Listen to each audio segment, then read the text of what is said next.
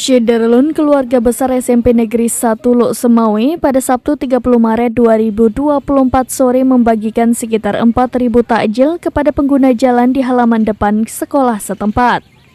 Pantauan serambinews.com, proses pembagian takjil dimulai pada pukul 16.30 waktu Indonesia Barat. Diawali dengan penyerahan takjil oleh Kepala SMP Negeri 1 Luk Semawe, Fauzi SPD MPD kepada masyarakat yang melintas. Setelah itu baru dilanjutkan dengan pembagian takjil oleh para guru dan siswa. Dikarenakan jumlah takjil yang banyak, maka pembagian takjil harus dilakukan di beberapa titik meskipun masih di sekitar lingkungan sekolah. Kepala SMP Negeri 1 Luk Semawe Fauzi SPD MPD menyebutkan, pembagian takjil kepada masyarakat merupakan agenda rutin tiap Ramadan. Namun untuk Ramadan kali ini dirinya pun merasa bahagia dan terharu dengan antusias Dewan Guru, siswa dan para wali murid untuk mendukung kegiatan pembagian takjil ini. Tahun-tahun sebelumnya jumlah takjil hanya sekitar 1000-an. Namun pada Ramadan kali ini alhamdulillah jumlahnya mencapai 4.000 paket lebih. Menurutnya kegiatan pembagian takjil ini merupakan sebuah bentuk pembelajaran guna melatih para siswa untuk bisa saling memberi dan terus bersedekah terutama pada bulan Ramadan ini.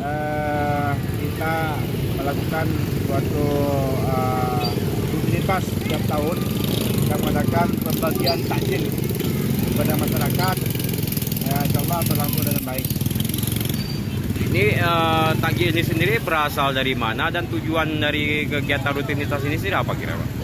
Ya, takjilnya berasal dari sumbangsi daripada pemberian daripada orang tua pada siswa dan pada Dewan Guru keluarga besar SMP Negeri 1 Semawe. Oh ya, tujuan dari kegiatan ini sendiri? Tujuannya kita pertama untuk melatih anak-anak bagaimana untuk memberi dan mengasihi kepada sesama kita untuk membuka puasa, ya. Kemudian juga kita rasa sesama berbagi. Dari Luk Semawe, Saiful Bahri, serambinews.com. Download Tribun X sekarang, menghadirkan lokal menjadi Indonesia.